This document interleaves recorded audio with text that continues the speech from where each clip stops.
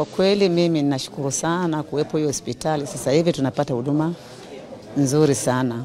Hapo awali tulikuwa tunapata huduma hospitali ya kule ndio ilikuwa ya mkoa. Kwa kweli huduma ilikuwa sio nzuri kivile kama sasa hivi tunavyo utandawazi ulivyokuwa sasa hivi. Tunapata unafuu wa matibabu. Ninashukuru sana kwa Mwenyezi Mungu. Tunaona maendeleo ya hospitali baada ya serikali mpya kuwepo imesukuma sana maendeleo.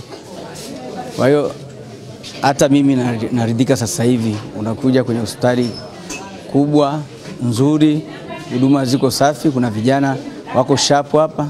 Mimi mwenyewe nimeleta mgonjwa wangu hapa. Naona amehudumiwa mapema sana, amemaliza. Tumekuja hapa kupata huduma hii.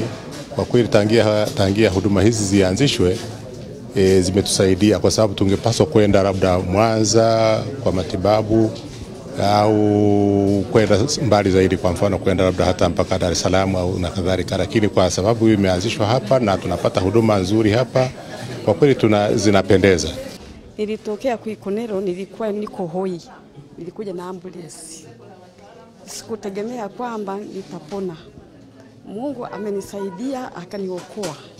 Niliona hapa ni mafanikio mazuri kwa sababu ameniokoa. Mama yuko kazini.